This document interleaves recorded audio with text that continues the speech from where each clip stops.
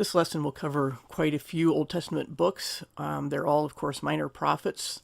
We're going to go from Obadiah to Haggai, and all the links for these are in the description as usual. And this is Obadiah, of course, is the shortest book in the Old Testament and the most difficult to pin down as to its date of writing. It focuses on Jerusalem and impending judgment on Edom and is not referenced at all by the New Testament. This is kind of an issue because of questions of whether it should be in the canon, but there's quite a few books that are not in dispute that are in the canon, and this one has never been disputed either. So anyway, this is a vision from God written poetically, as many of the Old Testament prophecies are, and it describes God's vengeance because of the way the other nations have treated his people.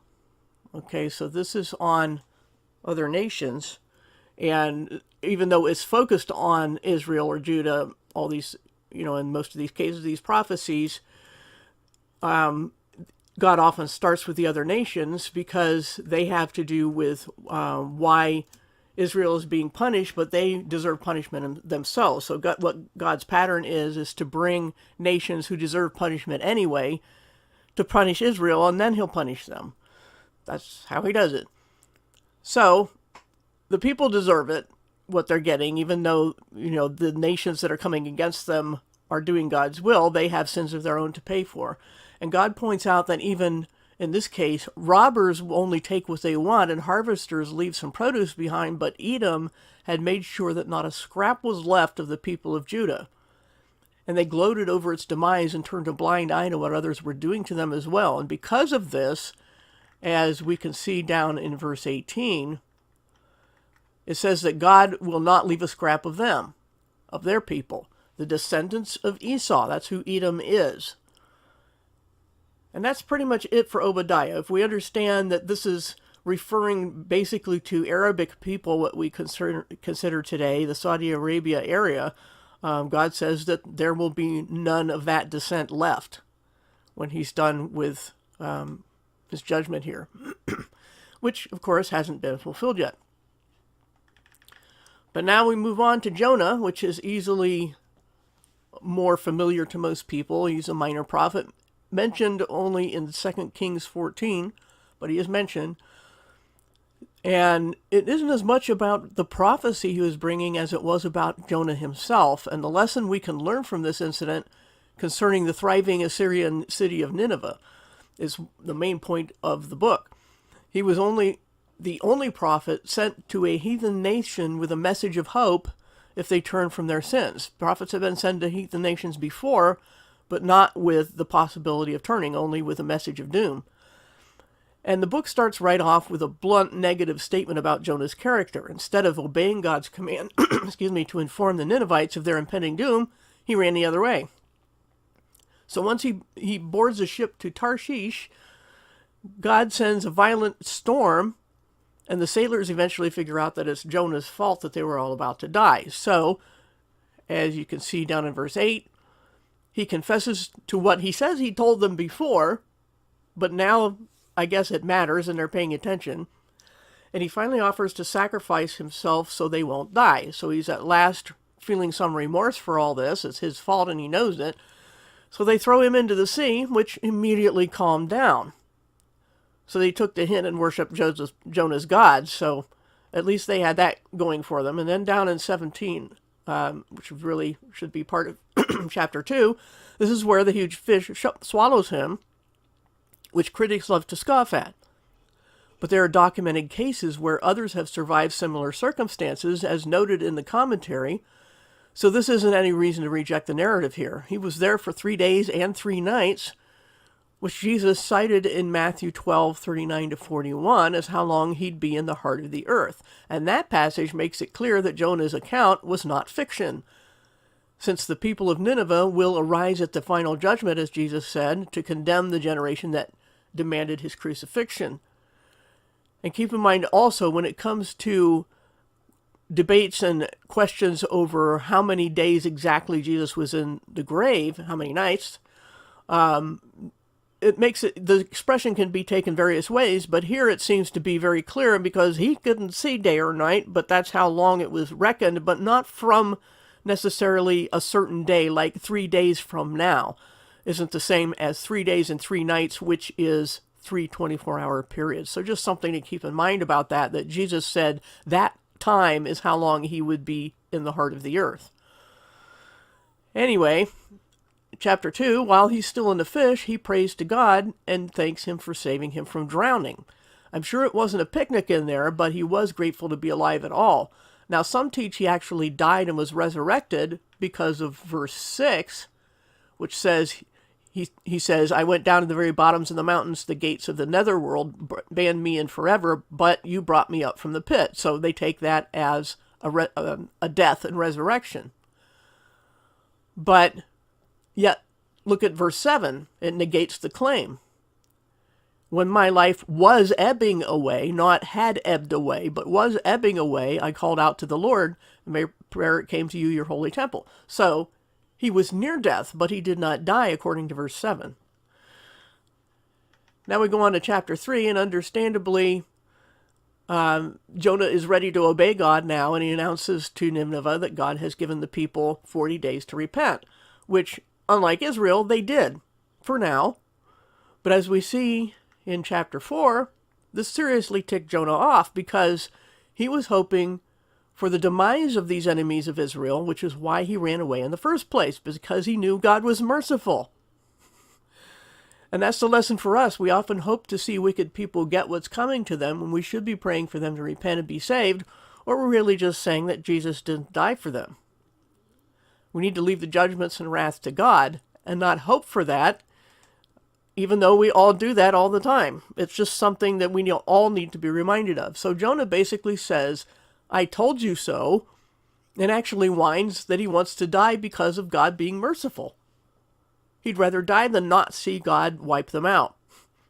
And what follows is a rather comical account of the aggravation that Jonah suffered because of his attitude of hoping to have a front row seat to the show when God's wrath came down at last. But it was really a lesson for Israel and a foreshadowing of their fickle character as a nation. He was playing the role of Israel here. So that's the lesson for them, is the account of Jonah's attitude and how all these things worked out. And this little book ends abruptly with God reminding Jonah that compassion and mercy is what God longs to show to everyone, unlike us who want to see their demise. And judgment is his last resort rather than his first one. So now let's turn to Micah, another of the prophets to the southern kingdom of Judah, with emphasis on their violation of the covenant to which they had sworn. This is always an important part of context, and why God is responding the way he is. It comes in 3 separate messages and fits the familiar pattern of sin, warning, judgment, and mercy. It begins with a poetic description of the day God returns to earth to deal one more time with Israel's rebellion. But then down in verse 12, it includes other nations in the judgment who had a hand in enticing them to commit adultery. So that's one of the sins of the other nations, in this case, is trying to get Israel to fall and sin and be corrupt, which happens in our world today. This is why the Western world is such a mess, because the people have been enticed to be corrupt and have not had any moral backbone to stand against it. We were supposed to be salt and light, but that's another topic for another day. So verse 12 shows the judgment of the other nations, and chapter 2 turns back to wayward Israel, who has been robbing the poor and oppressing the vulnerable. The modern world economy is actually designed to have that effect, since it's dependent upon ever-increasing debt. We are debt slaves from the moment we're born. But the wicked still have the gall to be outraged that God would ever come back and sweep the world clean, because they see nothing wrong with what they do, and they're deluded enough to believe they're the only ones qualified to run the place. I'm speaking mostly of the ruling elite class, so-called. But again, as we see in verse 12, God will restore a remnant of his people, the few who actually heed warnings and acknowledge God's authority over them. In the meantime, as we see in chapter 3, The arrogant leaders of Israel are warned not to think they're above suffering the consequences for their corruption and the reversal of good and evil.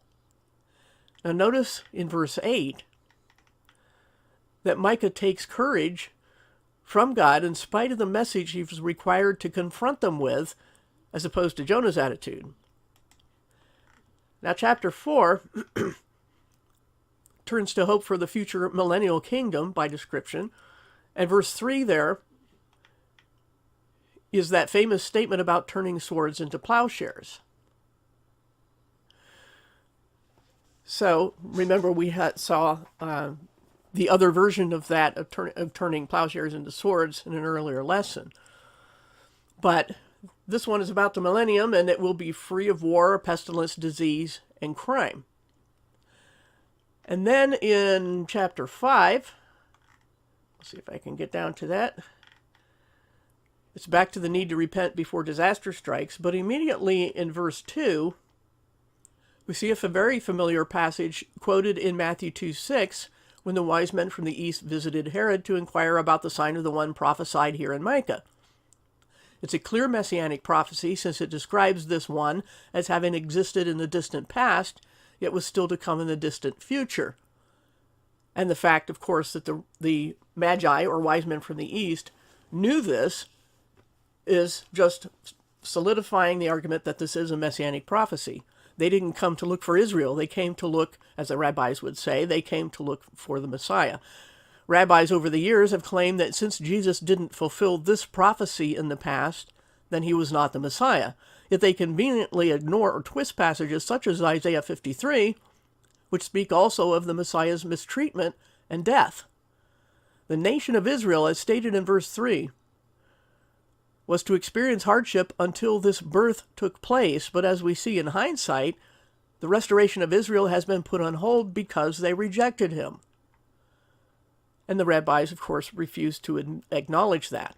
By the way, the Assyrian here in verse 5 doesn't mean, because this one puts it as Assyrians, because that's really the meaning of it. It doesn't mean the Antichrist will be of Syrian descent, as many prophecy teachers assert. Because by that point in the millennium, as this context indicates, there will be no Antichrist. The context here is for a period after the Antichrist is dead and gone, so the Assyrian can't be him.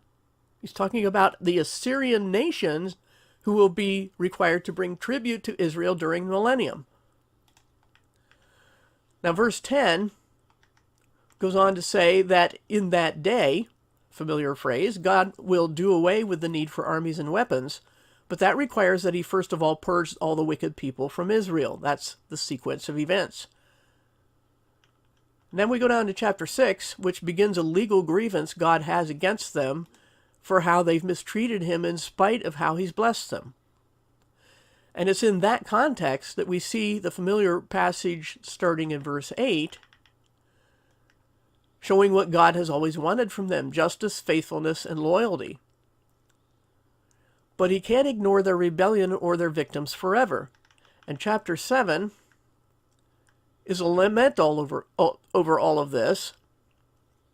And if we go down to verse 6, we see what Jesus quoted in Matthew 10:35-36, only in that context, he used it to show that truth is a divisive force between those who accept it and those who reject it, even in the closest of relationships. That's how Jesus applied that passage. And then verse 8 points out the necessity of enduring punishment, but that when it achieves its purpose, those who repent will be vindicated and restored. So now we come to the book of Nahum, who, like Jonah, was sent to Nineveh to pronounce judgment, and Jonah would certainly be jealous of what Nahum's task was, because the judgment would follow through this time. So unlike Jonah, his message was of disaster without hope or mercy, because like Israel, they had turned away from God. So it isn't just an Israel problem of turning away from God. It begins in verse 2 with the vengeance of God against the wicked and his protection of those who trust him. There's no hope for the people of Nineveh this time, and that's pretty much the essence of the book. So we'll go on to, skip here to the next book, Habakkuk. And he lived before exile, or Israel's exile to Babylon. And he, like Jonah, was wondering why God wasn't yet dealing with wicked people, in this case, those of Judah. But God explains in verse 5 that he's raising up Babylon to do the punishment, so they had to wait for that. But then Habakkuk asks in verse 12 how a more wicked nation can be used to punish Israel, which is what a lot of people always are asking in their mind when they hear that God uses wicked people to punish wicked people. And so he's asking here, how can they use more wicked Babylon to punish less wicked Israel, even though Israel was wicked and deserved it? Why would Babylon be qualified to do that? And God's response is in chapter 2. And in this passage, he explains that they too, Babylon, would eventually be repaid for what they've done. In the meantime, he was to trust that God knows what he's doing, which he expected to hear at the end of this verse. As you can see, he says, how can I know how I should answer when he counters my argument? So he already knows God is going to counter his argument. And then in chapter 3, and this goes on a while, he describes God as beyond approach and thus worthy of our trust. So that's our lesson is, do we trust God or not? When things don't make sense, we either trust him or we don't. Trust has to come first. And not seeing whether God always answers your prayers the way you want, when you want, and then you trust him. That's not how it works. So we come to Zephaniah, who brought God's message of judgment against Judah after the fall of the northern kingdom of Israel.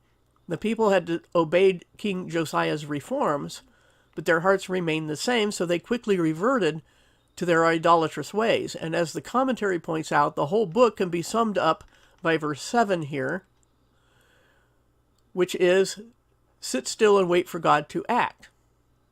He will purge and purify his people so they can enter into his presence once again, this time with a changed heart rather than only changed habits. But again, as in verse 9, God will also punish the wicked nations who give his people their well-deserved punishments because they have sins of their own. And that's why they were brought against them. And then if we go to chapter 3, verse 8, it's a reminder to patiently wait for God to act because we trust him, right? That's the way that's supposed to work. And that's the end of that book. Now, the final book that we'll study in this lesson is Haggai, however you want to pronounce that. And he was a prophet who brought a much more positive and pleasant message regarding the future millennial kingdom to the remnant returning from Babylonian captivity, which right now is from Babylon, but also most of what he says is extended to the distant future. So he first addresses the governor of Judah at the time and the high priest as a rebuke to the idea that it wasn't really time to rebuild Jerusalem after all. So that's the near prophecy of this little book here. So they were thinking, they had come back from Babylonian exile, they were starting to rebuild things, and they're like, this is no use, maybe it isn't time, we misunderstood God's will or something like that.